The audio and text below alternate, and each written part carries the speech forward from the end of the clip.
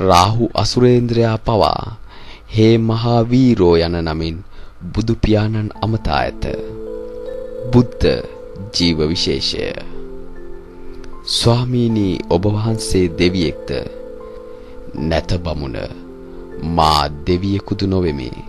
ස්වාමීනි ඔබ වහන්සේ මිනිසෙකුද දෙවියෙකුද යක්ෂයෙකුද නොවෙත්නම් ඔබ වහන්සේ කවරෙක්ද? කලලේ උපන් සියපත ඉන් නික්ම ඉන් නොගෑවී පිපී ලෙලෙන්නේ යම්සේද මමද මිනිසුන් අතර ඉපිද මිනිසුන් අතර හැදී වැඩි චතුරාර්ය සත්‍ය අවබෝධයෙන් කෙලෙසුන් නසා නිර්වාණය ලදෙමි. එසේ හේයින් බමුණ මා බුද්ධ යයි දනුව. මේ වූ කලි බුදු පියාණන් වහන්සේ සහ ද්‍රෝණ නම් බමුණු තෙම අතර ඇති වූ සංවාදයකි. තිලෝගුරුන් තමන් වහන්සේව මෙහිදී හඳුන්වා දුන් ආකාරය ගැන මදක් අවධානය යොමු කරන්න. චාල්ස් ඩාවින් හා ඔහුගේ සත්ව පරිණාමවාදය ගැන ඔබ අසා ඇති. එක්වදෝරය අසල ගැලපගෝස් දූපත් ආශ්‍රිතව සිදු කළ පරීක්ෂණ තුළින් ලොවට මැවුම්වාදය ප්‍රතික්ෂේප කරන ජීව විද්‍යා න්‍යායක් ඔහු හඳුන්වා දුන් නිසා අප ඔහු පරිණාමවාදයේ පියා ලෙස පොතපතින් හඳුනා ගතිමු. ඩාවින් සැබවින්ම පරිණාමවාදයේ පියාද? නැතහොත් ඔහු පරිණාමවාදයෙන් අර්ධයක් පමණක් වටහා ගත්තෙකුද? ඉතිරි අර්ධය කුමක්ද? සම්පූර්ණ පරිණාමවාදයේ දෙසුවේ කවුරුන්ද? දැන් නැවතත් ද්‍රෝණ බමුණාට බුදුරදුන් තමන් වහන්සේ හඳුන්වා දුන් ආකාරය සිහිපත් කරගන්න. කලලේ පිපී ඉන් නික්ම කලලේ නොගෑවී මිනිසුන් අතර ඉපිද හැදී වැඩි චතුරාර්ය සත්‍ය අවබෝධයෙන් කෙලෙසුන් නසා නිර්වාණය ලදෙමි. එසේ හේයින් බමුණ මා බුද්ධයයි දනුව. අක්කජ සූත්‍රයේහි බුදුරදුන් ලෝකාරම්භය ගැන දෙසා ඇත්තේ ඊතා සරල ඒක සෛලික ජීවී ස්වරූපයෙන් සිතුවිලි පරම්පරාව හා ඒ ඔස්සේ සැකසුණු කාය පරම්පරාව නිසා ජීවී වූ වර්ධනය වූ බවයි. මේ සිතුවිලි පරම්පරාව හා ඒ ඔස්සේ සැකසුණු කාය පරම්පරාව යන්නට නැවත නැවතත් ඔබේ දැඩි අවධානය යොමු කරන්න. එසේනම් සම්බුදුන් දෙසූ පරිණාමය කොටස් දෙකකි. මනෝ පරිණාමය හා කාය පරිණාමය. චාල්ස් ඩාවින් අල්ලා ගත්තේ මෙයින් එක් කොටසක් පමණි. එනම් කායික පරිණාමය පමණි. එහි අනිත් කොටස ඔහු දැක නැත. එසේනම් අංග සම්පූර්ණ පරිණාමවාදයේ දෙසා ඇත්තේ ඩාවින් නොව තිලෝගුරු බුදුරජාණෝමය.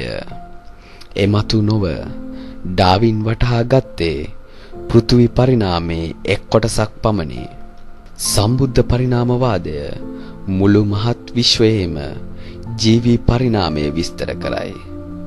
මනස පෙරගමන්යයි. මනෝ පුබ්බංගමා ධම්මා. මනස අනුව කය සැකසෙයි. ඔබ මනසින් තිරිසනෙකු වන්නේ නම් ක්‍රමයෙන් ඔබේ මතු භවයේ කඳ ඒ අනුව සැකසේ.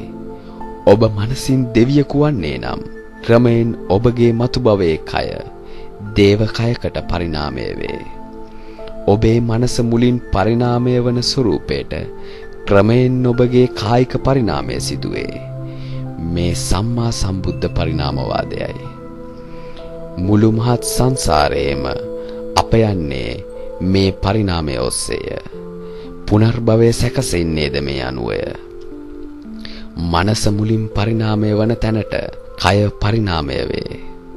මේ සංසාර ගමනයි. එසේනම් සාරසංකේය කල්පලක්ෂයක් ඔස්සේ පාරමිතා 10ම පිරීම යනු ක්‍රමානුකූල මානසික පරිණාමයකි. සම්මා සම්බුද්ධත්වයේ ලැබීම යනු මිනිස් හෙවත් හෝමෝ සේපියන් නයින් අප දන්නා ජීවී විශේෂයේ ඉපිද හැදී වැඩි අතීත මානසික පරිණාමයේ ශක්තිය කැටිකොට මිනිස් ජීවී විශේෂයේ සිට විශ්වයේ එක්වරකට එක් කල්පයකට එක් අයෙකු පමණක් පහළවන්නා වූ අතිශ්‍රේෂ්ඨ සුපිරි ජීවී විශේෂය වන සම්මා සම්බුද්ධ ජීවිතලයට කරන මහා මානසික පරිණාමික පිම්මයි.